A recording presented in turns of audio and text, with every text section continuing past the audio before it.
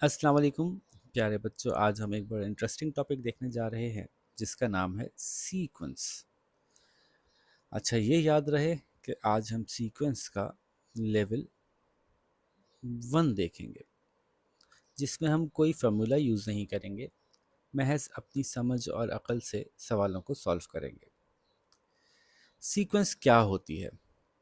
कभी कभी नंबर्स कुछ एक जैसी सी से अंदाज से आगे बढ़ते हैं, जैसे 1 2 3 4 5 6।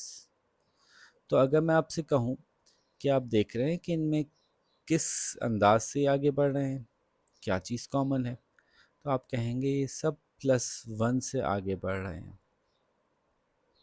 तो मैं अगर आपसे पूछूं इसकी 10th टर्म क्या है, तो आप कहेंगे 1 + 1 2, 2 + 1 3 करते करते आप कहेंगे 10th टर्म 10 है। बहुत आसान हो गया। इसी तरह से अगर मैं एक सीक्वेंस बनाऊं 2 4 6 8 10, आप कहेंगे अरे सर ये तो आपने इवन नंबर की सीक्वेंस बना दी। अच्छा, सीक्वेंस में हम कॉमा लगा लगा के आगे बढ़ते हैं। और मैं आपसे कहूँ आप मुझे इसकी 10th टर्म बता दें, तो आप कहेंगे पहली टर्म 2, फिर 4, फिर 6 8 10, यहाँ तक 5 हो गई। फिर 12 14, ये 5th टर्म है, 6th टर्म है, 12। हमें अंदाज़ा है दो दो छोड़ एक एक छोड़ के आगे बढ़े, यानी इवन चल रहे हैं। +2 + 2 हो रहा है, ठीक है ना। 2 + 2 4 + 2 6 + 2 8 + 2, जिसको आप कहते हैं 2 का टेबल चल रहा है। तो इसकी 10th टर्म हमें याद ही है, 2 के टेबल में 10 जो है वो 20 आता है। तो बस ये करना होगा आपको कि आपको ये बताना होगा कि कोई मैं आपसे आपको एक सीक्वेंस शो करूँगा, आपको एक कॉमन डिफरेंस मालूम करना होगा कि इसमें कॉमन डिफरेंस क्या है।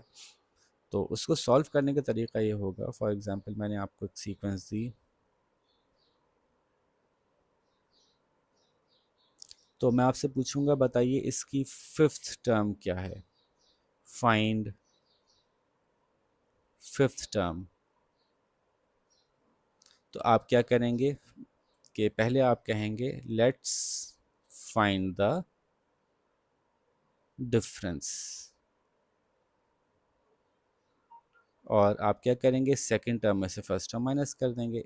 8 - 3 = 5। टू कंफर्म, क्योंकि ऐसा भी तो हो सकता है कोई ऐसी सीक्वेंस बना दे 3 8 9 15। अब इसमें यहाँ तो 5 ऐड हुए, यहाँ पे 1 ऐड हुआ, फिर यहाँ पे 6 ऐड हुए, तो ये सीक्वेंस नहीं मानी जाएगी। सीक्वेंस वो मानी जाएगी जिसमें किसी एक खास तरतीब से नंबर्स का इजाफा हो रहा होगा। यानी इवन ये भी सीक्वेंस मान ली जाएगी कि 6 12 24 48, ये भी सीक्वेंस मानी जाएगी।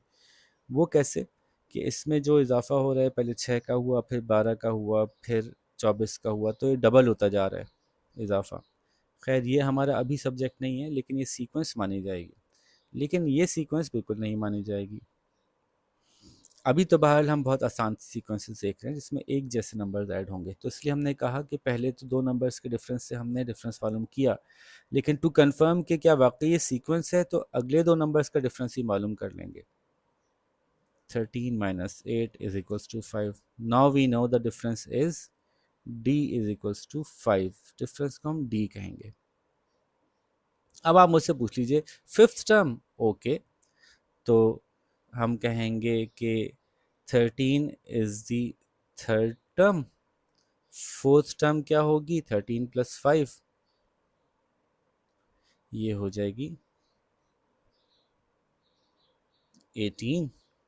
और 5th टर्म आप कहेंगे +5, 23। So the 5th term is 23। एक तो ये करना होगा आपको। दूसरा मैं आपसे ये भी पूछूंगा कि ऐसा हो सकता है कि मैं टर्म पूछने के बजाय पूछूं कि find the sum of first 6 terms. तो इसी सवाल को ले लेते हैं। तो आपको करना वही होगा कि आपको पहले तो मैंने सवाल दिया, चलें थोड़ा सा मुख्तलिफ कर देते हैं ताकि आपको एक ऑप्शन मिल जाए। कि मैंने एक सवाल दिया 4, 8, 12, 16, तो आप कहेंगे let's find the difference.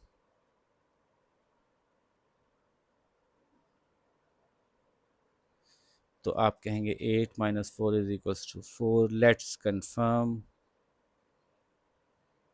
12 minus 8 is equals to 4, so D is equals to 4।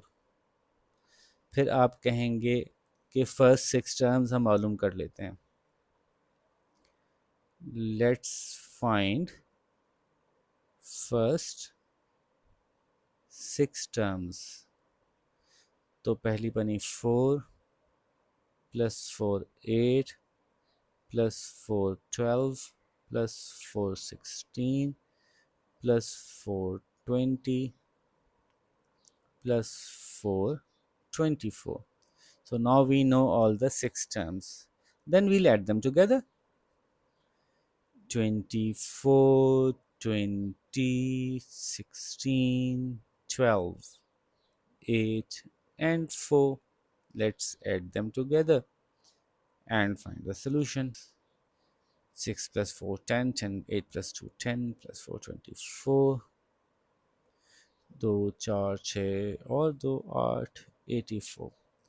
So the sixth term is 84. बस इतना सा काम था। अब शाबाश, आप इसको अच्छी तरह समझ लीजिए और जो सवाल मैं आपको प्रेजेंट करूं वो सवाल आप लोग सॉल्व करके दिखाइए, तो फिर हम नेक्स्ट लेवल पे जाएंगे। ठीक है बच्चों, अपना ख्याल रखिएगा। अल्लाह हाफ़िज़।